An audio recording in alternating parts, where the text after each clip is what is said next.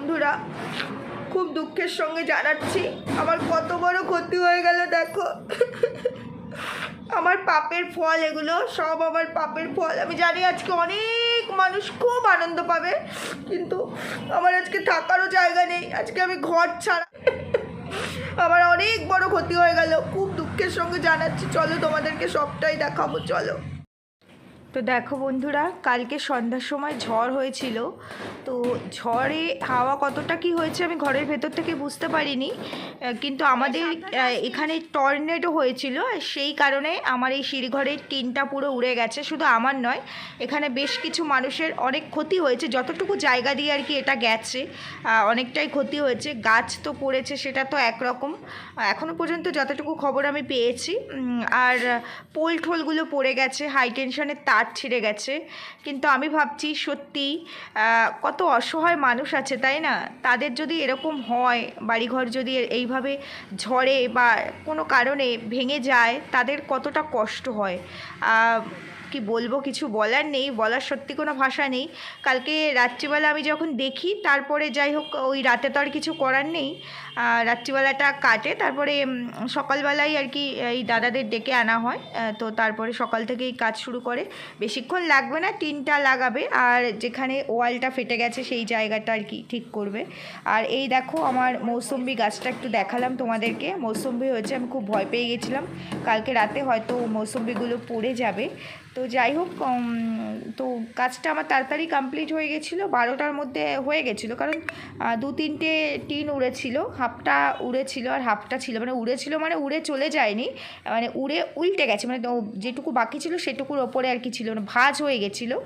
কোনো কারণে হয়তো স্ক্রুপ থেকে খুলে গেছিলো বা কিছু এরকম কিছু একটা হবে। তো সেই জায়গাটা ঠিকঠাক করা হলো। তো সেটাই করে দেওয়া হলো, কারণ যদি আবার বৃষ্টি নামে তাহলে খুব সমস্যা।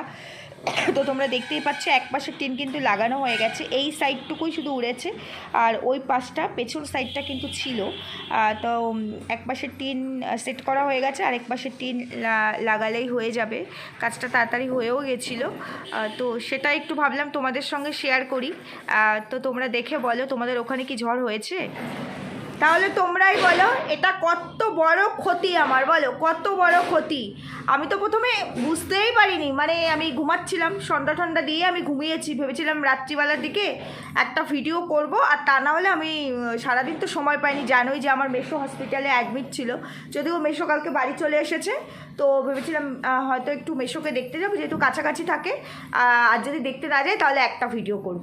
ফুলগুলো তোলা হয়ে গেছে আমার, আমি গাছের ফুল তুলে এনে রেখেছি। আজকে সোমবার, তো আজকে উপাসও করেছি বাবার। তো এখনও চান করা হয়নি, এখন বেশি বাজে না, 10:30টার মতো বাজে। আমি ভিডিওটা করছি যেহেতু কাজ করছে দাদারা, তাই জন্য ভাবলাম একটুখানি তোমাদেরকে আমার দুঃখ কষ্টটা একটু শেয়ার করি। চান টান করে পুজো দিতে হবে, বাবার মাথায় জল দিতে হবে। তো এটা হচ্ছে পাপের ফল। অনেকে আজকে খুব আনন্দ পাবে, কন্ট্রোভার্সি করে, সবাইকে নিয়ে কুটকাচারি করে। দেখ গেছে উড়ে, কি দুঃখ। তারপরে আবার কি জানোই তোমরা, আমি থাকি রেন্টে।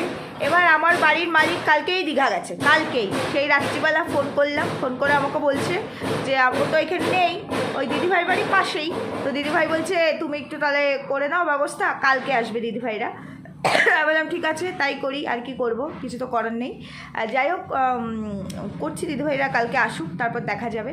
আর তারপর এইভাবে তো রেখে দেওয়া যায় না, যদি আবার আজকে ধরো বৃষ্টি হয়, বলা তো যায় না, সব ভিজে যাবে। কালকে আমি তখন 9:30টার মতো বাজে, প্রথমে তো কারেন্ট ছিল না, কারেন্ট এসছে। কারেন্ট আসার পর চা টা খাওয়া হয়নি। এবার আমি রান্নাঘরের দরজাটা খুলে সবে ঢুকতে গেছি, এর মধ্যে দেখি পুরো রান্নাঘর জল কোথা দিয়ে আসলো বুঝতে পারিনি। এমনি চশমা ছাড়া ছিলাম, চশমা ছাড়া তো আমি একেবারে অন্ধই বলতে পারো। ওরা রাত্রিবেলা খুঁজে পাচ্ছি না জল কোথা থেকে আসলো। তারপর আমার মেয়ে, আমার হাজব্যান্ড, দুজনকেই, মানে হাজব্যান্ডকে ডাকলাম, আমার মেয়েও আসলো। মেয়ে ওপর থেকে তাকিয়ে বলছে, ও মা দেখো ওপরে টিন উড়ে গেছে। আমি প্রথমে বুঝিনি, আমি ভেবেছিলাম আমি টপ পড়ার আওয়াজ পেয়েছি, তাই ভেবেছি হাওয়ায় টপ পড়ছে, টপ হয়তো পড়ে গেছে। তো তারপর যাই হোক, ওপরে গিয়ে দেখলাম টিন ফিন উড়ে গেছে।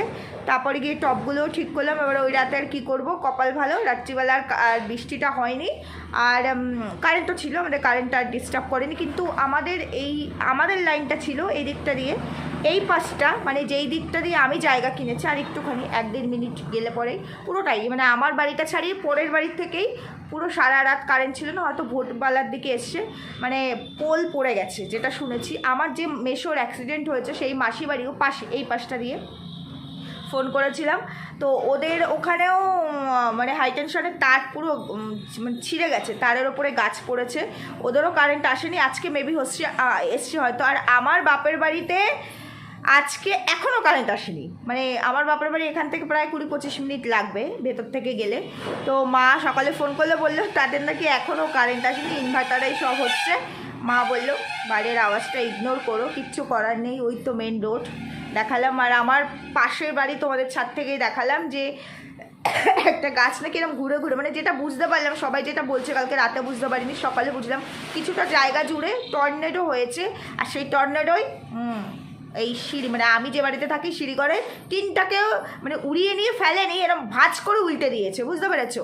তো এই হচ্ছে পরিস্থিতি, কতটা দুঃখ। তো অনেকেই খুব আনন্দ পেয়েছো, ভালো হয়েছে, খুব ক্ষতি হয়েছে, খুব ক্ষতি হয়েছে, সেই কারণেই আমি ভিডিওটা করলাম। তোমরা বেশি করে আনন্দ পাও, আনন্দ পাও, সেই জন্য ভিডিওটা করলাম, খুব দুঃখের সঙ্গে আর কি জানালাম।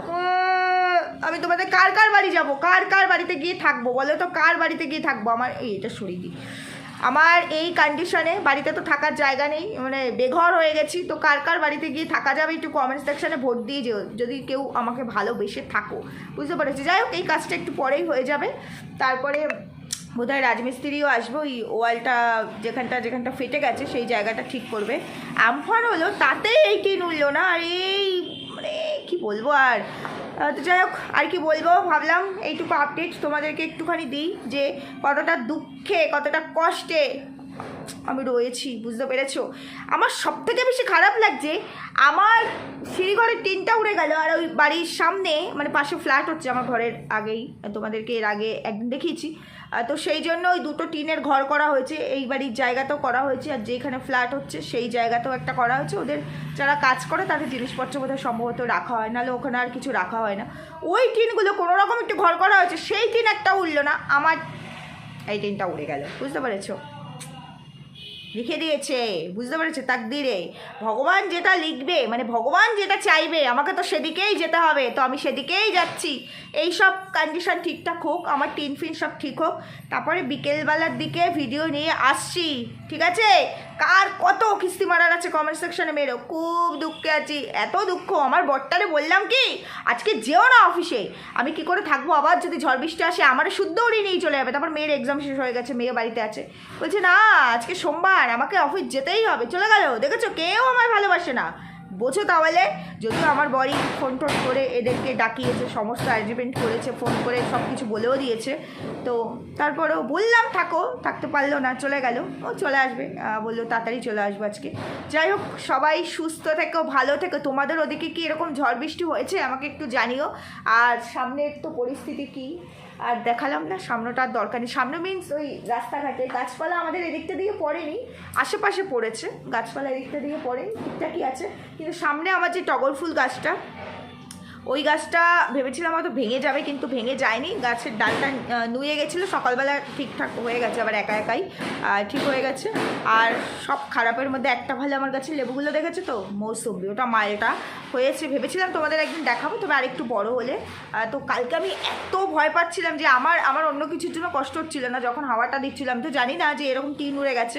তো তখন আমি শুধু ভাবছিলাম গেল, আমার যে কটা লেবু আছে, গাছ ভর্তি লেবু হয়েছিল, সব তো পড়েই গেছে, ওই কটাই আছে, হয়তো 20-25টা গেল, সব গেল, আর একটাও থাকবে না। কিন্তু গিয়ে দেখি না, লেবু মহাশয় এক পিসও পড়েনি। আর সবেদা খুব শক্ত হয়, আমি দেখেছি কখনোই সবেদাগুলো পড়ে না, তো লেবু একটাও পড়েনি। ও আমাকে ভালোবাসে, বুঝতে পেরেছো? যাই হোক, তোমরাও কে কে ভালোবাসো একটু জানিও। আর কার কার বাড়িতে গেলে খাবার আর শোবারের জায়গা পাবো, মানে শোয়া আর খাবার একটু বলে দিও। টাটা।